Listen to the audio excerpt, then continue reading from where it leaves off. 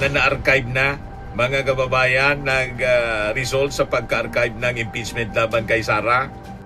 Malinaw po yung kumpas ng ating Pangulong Bongbong Marcos. Do your job.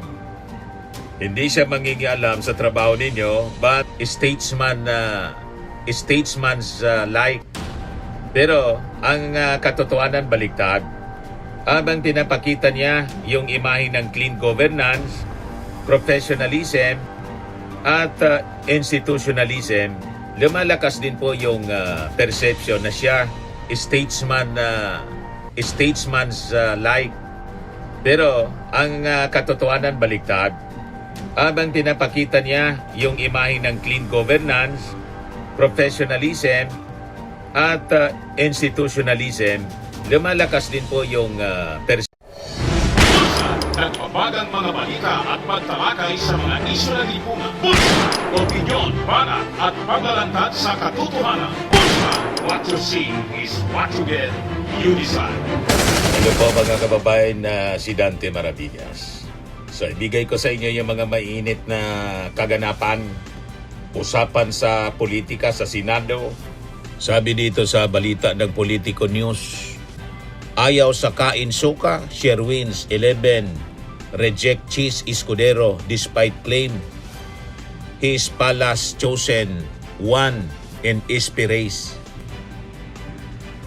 Ang nag-reject daw mga kababayan si Senator Raffy Tulfo, who allegedly poured cold water on efforts to broker a deal between the bloc led by Senate Minority Leader Tito Soto and Escudero. Sabi, si Escudero daw ang supposed preferred choice for Senate President. Malabo, mga kababayan. Malamang fake news ito na pinapakalat na kampo ni Cheese Escudero. Kayo maging choice ng Palasyo Malacanang na forthwith kayo. Forthwith 6 month na na-archive na. Mga kababayan, nag-result sa pagka-archive ng impeachment laban kay Sara. Malinaw po yung kumpas ng ating Pangulong Bongbong Marcos. Do your job. Hindi siya mangingialam sa trabaho ninyo, but rule of law. Di ba? Malabo. Ngayon, ito pa yung isang balita. In relation yan, nag-deny si Raffy Tulfo. Denies minority bloc bullying senators to oust Alan Peter Cayetano. Why would we? Sabi po ni Raffy Tulfo. Ito, positive ito na nakuhang balita ni Montulfo. Sabi ni Ramon Tulfo, isa sa mga senador na bumoto kay Alan Peter Cayetano upang maging Senate President ay maaring arestuhin next week ayon sa aking Tweety Bird. Tingin ninyo sino? Tingin ninyo mga kababayan sino? Sa mga senador ang mauuna. Alam na niya Mr. Maravillas. So anyway, pag-usapan natin itong wrestlingan balyahan dyan sa Senado. Sa totoo lang, delikado po ang impeachment pag makabalik si Cheese Escudero. Kaya hindi papayag ang minority na si Cheese Escudero makabalik sa kanila at maging dahilan para mamuno uli sa Senado. Nandyan mga kababayan yung mataas na pangamba na masabotahe yung impeachment. Pag si Cheese, tulad ng nangyari last year, at malamang yun ang intensyon ni Cheese kaya gusto niyang bumalik as Senate President.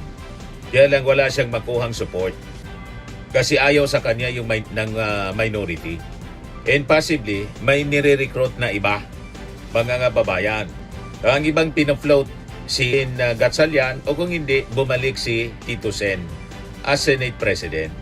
So hindi po ito simpleng leadership reshuffle mga kababayan. Hindi po ito ordinaryong Senate politics. Ito po mga kababayan kasi usapin kung uusad ba yung accountability o muling mababaon sa procedural delay, legal maneuvering, political protection po yung impeachment trial. So nakita na natin mga kababayan yung pinakamatagal na forthwith sa ating kasaysayan. Ang forthwith na ang totoong kahulugan ay immediately, urgent without delay, ginawang mabagal, paulit-ulit, procedural stretching, at legal gymnastics mga kababayan. At dito, mga kababayan, nabuo yung perception na si Chis Escudero hindi siya neutral, kundi isa siya pong enabler, protector, procedural shield, at political firewall pong malinaw ni Sara Duterte. Ang mas mabigat pa habang lumalala ang baha sa Pilipinas, bumabalik din ang tanong ng publiko tungkol sa 142 billion na DPWH sa funds. Yung insertion, 51 billion na pork barrel fund ni Pulong. Mga ghost projects sa substandard na flood control.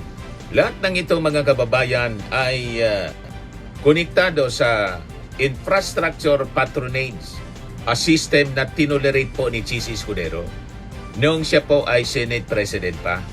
Napakapanganib po sa impeachment trial ni Sara Duterte. Pag nakabalik si Chis bilang Senate President, siya po ang inakusahan ng ating mga mamamayang Pilipino kung bakit hindi umusad, bumagal at paulit-ulit na na-delay yung impeachment process noong 2025. Ang pinakasimbolo nito yung kanyang interpretasyon ng salitang forthwith na naging baliktad po yung kahulugan, naging delay, legal maneuvering, procedural slowdown. Dito, mga kababayan, napatunayan na hindi naging impeachment court yung Senado sa panahon ni Chis, kundi isang protector chamber. Para sa mga Pilipino, mga kababayan, si Chis yung naging enabler, protector at procedural shield ni Sara Duterte. Tahimik na gumagalaw ang narrative sa Senado upang mapalitan, mga kababayan, si Alan Peter Cayetano. At isa sa pinakamalakas na pangalan, si Chis, gumagalaw ng pailalim, desidido na bumalik.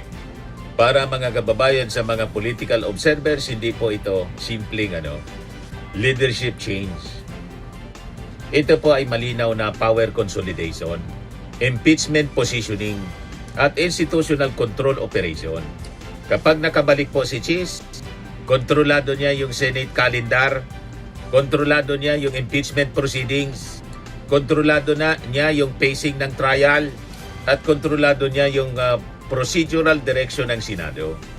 Kaya, mga kababayan, para sa mga Pilipino, ang pagbabalik ni Chis, pagbabalik ng delay, pagbabalik po ng protection politics na malinaw, pagbabalik ng procedural sabotage, at ang pagbabalik ng Duterte Protection System. Huwag tayong papayag, ulitin nila yung drama. Ngayon, ang pinapakita ni Chis, patuloy niya pinapakita yung pagiging kalmado lang, tahimik. Kalmado, matalino, decente, statesman's like. Pero ang katotohanan baliktad. Habang pinapakita niya yung imahe ng clean governance, professionalism, at institutionalism, lumalakas din po yung perception na siya ang nag-empower, nagbigay ng impluensya sa mga political figures na inuugnay po sa DPWH anomalies, sa flood control controversies, sa insertion politics, at infrastructure patronage system. Kaya para po sa maraming mga Pilipino, si Chis po ay pinuno ng mga kabaliktaran, ironies, at patuloy rin inuugnay si Chis Escudero, mga kababayan, sa mga makapangyarihang political alliances sa Senado. Madalas banggitin si Jingo Estrada, si Joel Villanueva, at political influence ng Villar Block. Ito, mga kababayan, ang political ecosystem na nagpalakas sa insertion politics, nagpalawak po ng infrastructure patronage, puro sabi po sa flood control, at nagpapatuloy ng flood control business model. So habang lumulubog sa baha ang mga ordinaryong Pilipino, lumalalim naman po ang political connection ng mga elite, political elite, sa bilyon-bilyong pondo sa infrastruktura, flood control allocations, at sa repeat projects. Kaya po, yung clean image po ni Chis, bumabangga po siya sa realidad ng kanyang political alliances.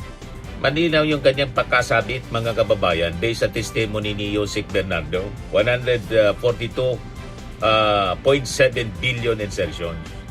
Ngayon, kasabay sa usapin ng flood control, anomalies mga kababayan, yung controversial na 51 billion na pork barrel funding pulong.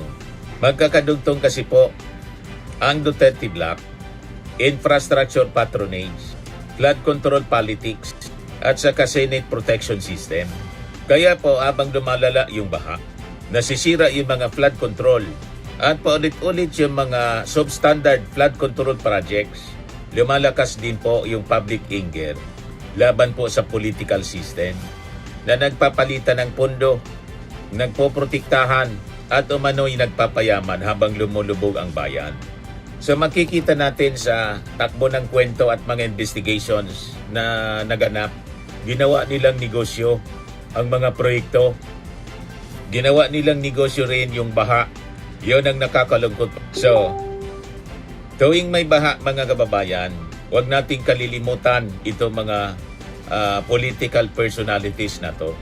So tuwing babaha mga kababayan sa ating bansa, huwag nating kalimutan kung sino yung Senate President na nakaupo habang nawawala yung bilyon-bilyon na flood control funds.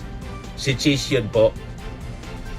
So, ang bawat baha, lubog na kalsada at sira-sirang flood control ay malinaw na resibo, paalala at simbolo mga kababayan ng political protection system na pinakinabangan po ni Cheese Escudero.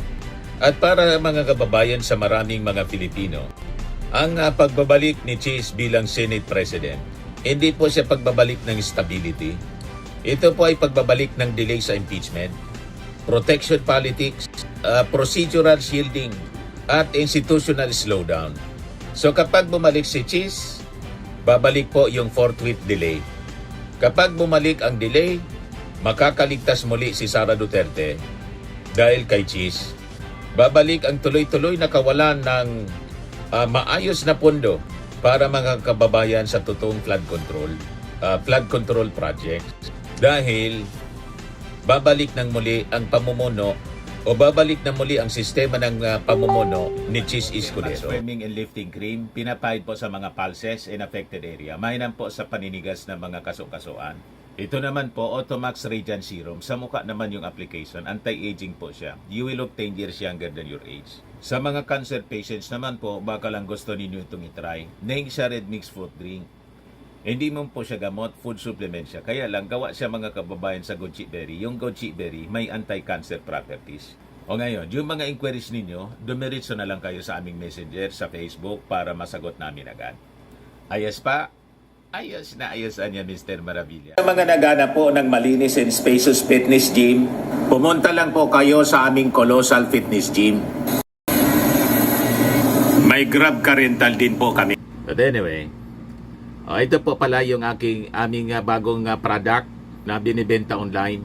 I am worldwide amazing pure organic barley powdered drink mix from Australia. Negosyo to ng aking anak na architect entrepreneur Riz Maravillas. Ayan po. Kontakin na lang po ninyo siya, Riz Maravillas on Facebook.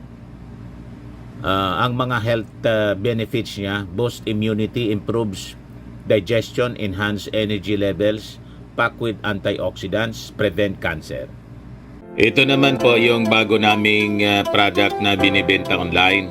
Eye Glow Serum, whitening po siya. Tingnan ninyo yung epekto sa aking anak na architect before and now. Yung mga inquiries po ninyo, dumiretso na lang kayo sa kanyang Facebook account, Riz Maravillas.